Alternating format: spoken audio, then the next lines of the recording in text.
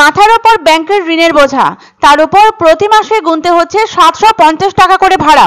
এইভাবে কেটে গেছে প্রায় 8 বছর, কিন্তু এখনো চালু হলো না মালদা জেলা নিয়ন্ত্রিত বাজার সমিতি চত্বরে 2016 সালে তৈরি হওয়া পাইকারি মাছ মার্কেট। ব্যবসায়ীদের অভিযোগ, প্রায় 8 বছর হতে চলল, এখনো কেন চালু হলো না এই মার্কেট, অথচ তার পাশেই আরও একটি মাছ মার্কেট তৈরি করা হচ্ছে কেন? কি উদ্দেশ্য প্রশাসন বা সরকারের? প্রায় 2 কোটি টাকা ব্যয়ে তৈরি করা হচ্ছে এই নতুন মার্কেট। মাছ ব্যবসায়ীদের অভিযোগ, 2016 সালে তৈরি হওয়া এই মার্কেটে প্রায় 95 জন মাছ ব্যবসায়ী স্টল পেয়েছিল। 2017 এবং 2019 সালে 1 মাসের জন্য তারা নিজেরাই উদ্যোগ নিয়ে এই মাছ মার্কেট চালু করেছিল, কিন্তু প্রশাসনের অসহযোগিতায় তা বন্ধ হয়ে যায়। এখন এই মাছ মার্কেটে জরাজীর্ণ অবস্থা, আগাছা এবং নোংরা আবর্জনায় ভরে গেছে গোটা মার্কেট।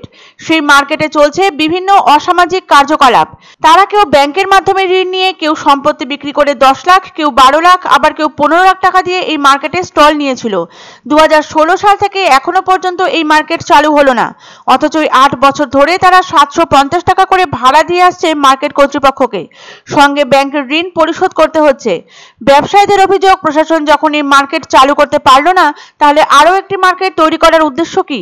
সরকারের টাকা কি বেশি হয়ে গেছে? এমনই অভিযোগ করেন ব্যবসায়ীরা।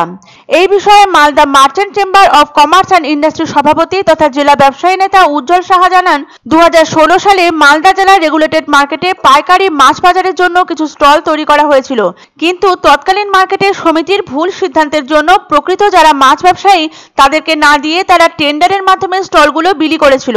ফলে স্বাভাবিকভাবেই বংশ পরম্পরায় চলে আসা মালদা শহরের নেতাজি মার্কেটের প্রকৃত মাছ ব্যবসায়ীরা দোকান না পাওয়ায় এই মার্কেট চালু করা যায়নি। এই বিষয়ে ইংলিশ বাজার পৌরসভার চেয়ারম্যান কৃষ্ণেন্দু নারায়ণ চৌধুরী জানান, সমস্ত কিছুর পাইকারি মার্কেট মালদা জেলা নিয়ন্ত্রিত বাজার সমিতি চত্বরে রয়েছে, তাই নেতাজি মার্কেটের মাছ মার্কেট নিয়ন্ত্রিত বাজার সমিতির চত্বরে নিয়ে আসার জন্য মুখ্যমন্ত্রীর কাছে আবেদন করা হয়েছিল। তার ভিত্তিতে নতুন করে আরও একটি মার্কেট তৈরি হচ্ছে।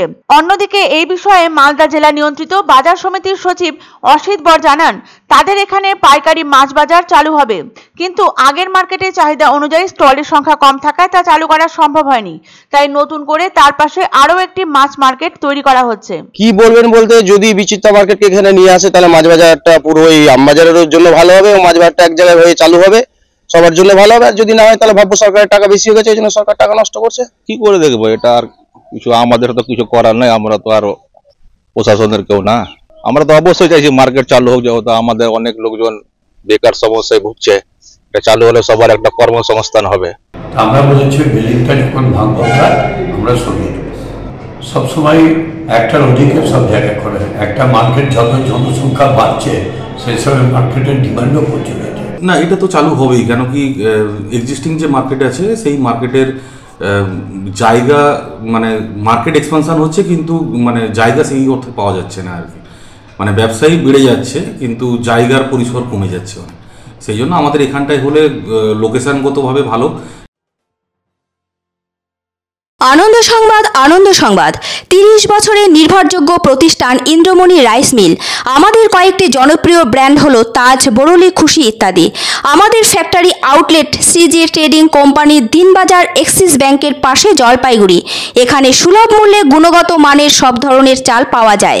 Phone number 9547029475। পছন্দসই সেরা খাবার খেতে হলে সোজা চলে আসুন রুচিসম্মত আধুনিক মানের রেস্টুরেন্ট রাজদরবারে, কেননা এখানেই আপনারা পাবেন ভোজনের রাজকীয় অনুভূতি। শুধু পুজোর সময়ই নয়, সারা বছরই রকমারি খাবার সরবরাহ করাই এই রেস্টুরেন্টের আভিজাত্য। আমাদের ঠিকানা রাজদরবার, রাহুতবাড়ি, বাবুপাড়া, জলপাইগুড়ি। ধামাকা ধামাকা ধামাকা, সানরাইজ মার্বেলের নতুন শোরুম শীঘ্রই আসতে চলেছে জলপাইগুড়ি গৌরীয় মঠের পাশে নতুন করলা সেতুর কাছে।